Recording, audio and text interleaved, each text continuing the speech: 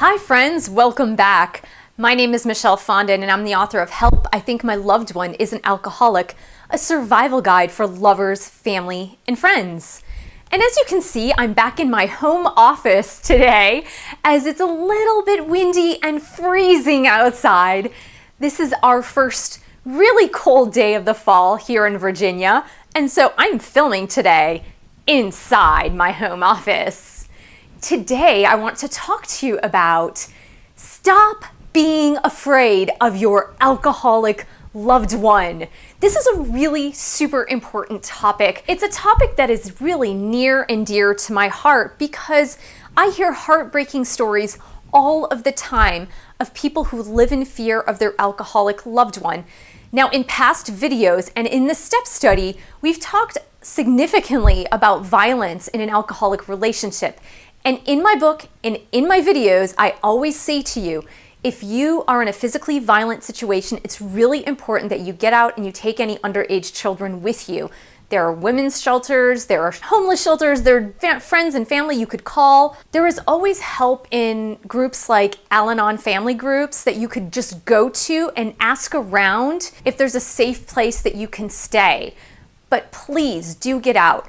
When I'm saying stop being afraid of your alcoholic loved one, I'm referring more to the emotional abuse, the neglect, the threats, the verbal bullying that happens in alcoholic relationships. That is more what I'm referring to. So remember, physical violence, no, get out. I'm referring to the day-to-day abuse that goes on emotionally and spiritually and in your relationship that just happens to degrade your self-esteem, your personal sense of worth, and that just makes you afraid in general that something's going to be taken away from you. And again, I say this is near and dear to my heart because before I really understood what alcoholism was, I was too a victim of being afraid all the time of my alcoholic loved one. Now, it wasn't like I was afraid like, oh no, he's gonna hurt me. It was more that I believed his threats to take away love as a reality. And I didn't truly understand that there were two parts to him. There was the sober part, or the one who was seemingly sober, if you will, or the non-drinking part, because in AA they tell you that if you are hungover, for example, you're not exactly sober. But I'm just gonna say the non-drinking part, or the part where you see the person's personality come out that you recognize, that personality, the one who is a little bit more compassionate and kind and maybe generous, and perhaps even overcompensates for the times when they are under the influence of alcohol or drugs. And that's the second personality that comes out. And at times, these two personalities are interwoven, and in the same conversation, you could have the nice, compassionate person and the really mean alcoholic person coming out at the same time or every other sentence, and that gets super confusing, and it's like, oh my gosh, who am I dealing with here? But when I say stop being afraid, I'm more talking about stop giving them the power over you. Stop giving them your power, giving away your power because you're afraid of something. The other day, I was talking to a woman who was talking to me about her granddaughter. Her son is an alcoholic, he drinks too much, and she takes care of her granddaughter a lot.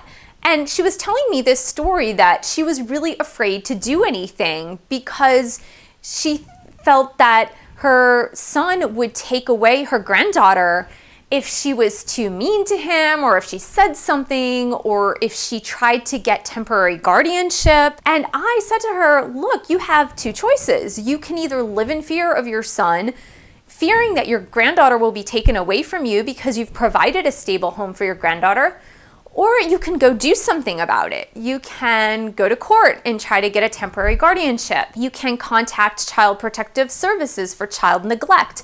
Like, there are a whole lot of things you can do, but she was living in such fear that it pained me to realize that she was cowering over in fear for a man who was completely broken and who was a coward himself. So do you realize that? I want you to realize that even though your alcoholic loved one may bark, usually their bark is worse than their bite. And that's most of the time very true, is that they make threats, they're arrogant, they say, oh, I'm going to call the police on you. I'm going to do this. I'm going to do that. I'm going to do this. I'm going to do that.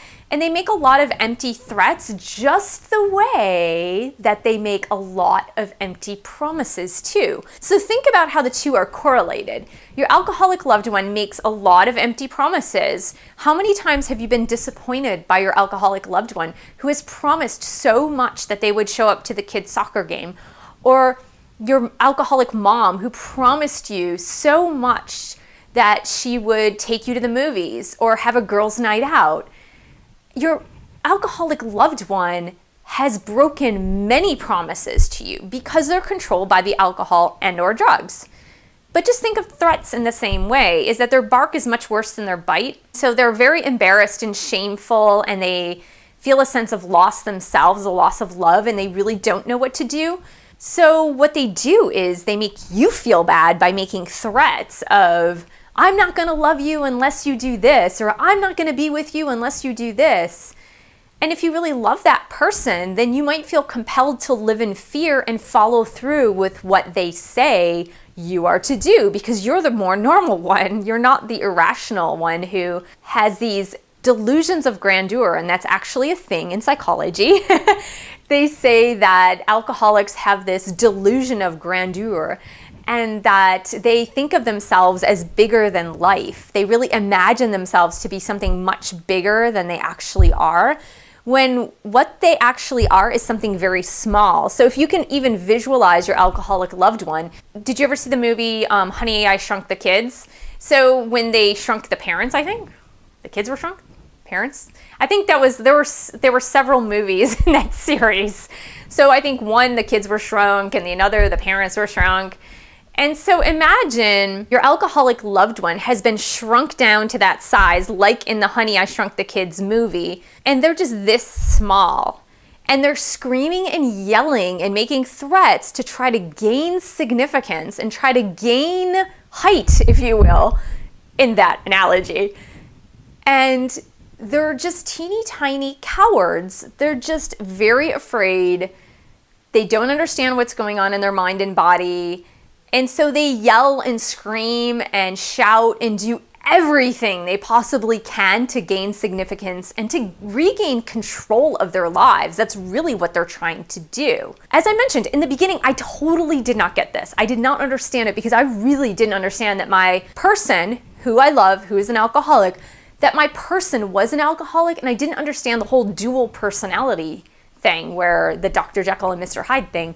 And so I was really afraid sometimes that the love would be taken away from me. I remember one time I bought these really expensive tickets to go see a concert, and right before, this was before I knew he was an alcoholic, right before he was making drinks, and I was driving.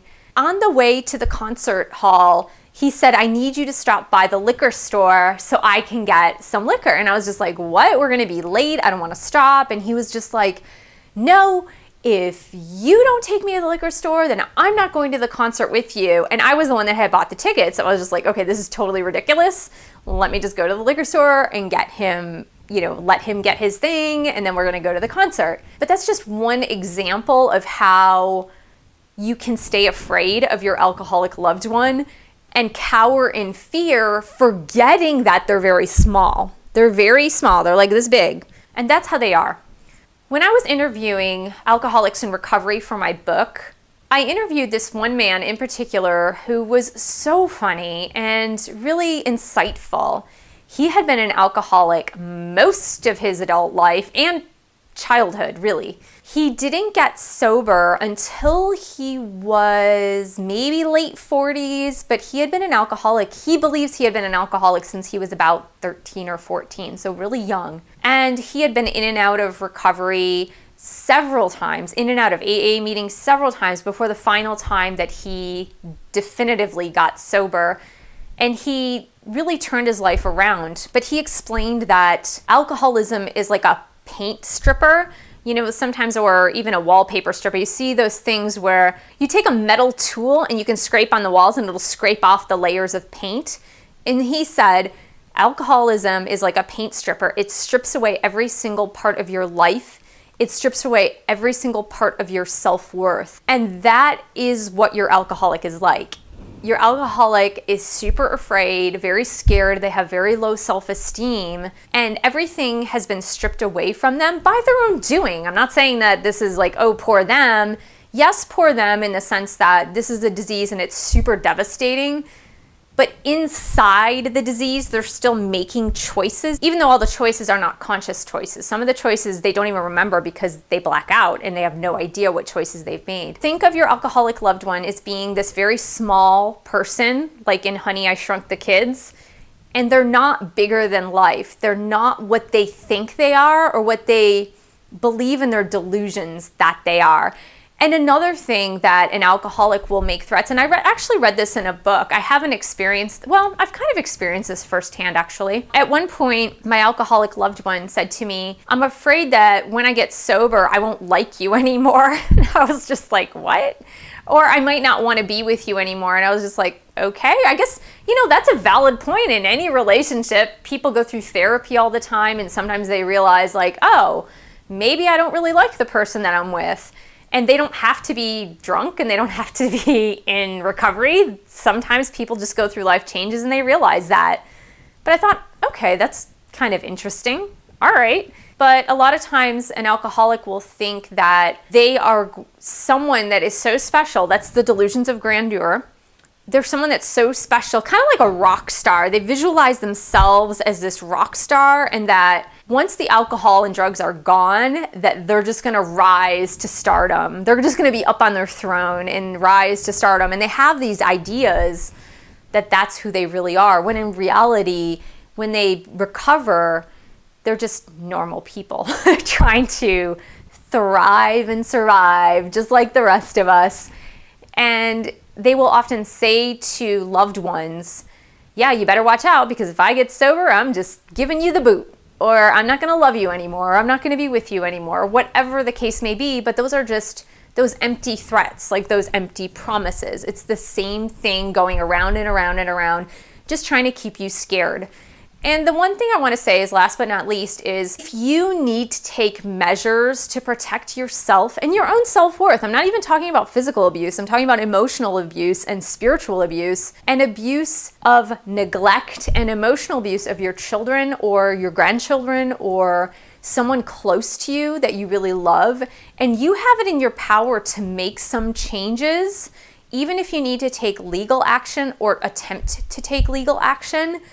Go ahead and do it. Protect yourself, protect the ones you love, protect children that are directly implicated with the alcoholic loved one, whether it be children or grandchildren. If you have something in your power to be able to do that, even if those children must be placed in a foster care system, it's a heck of a lot better than living with the abuse of an alcoholic parent or an alcoholic grandparent or whatever the case may be.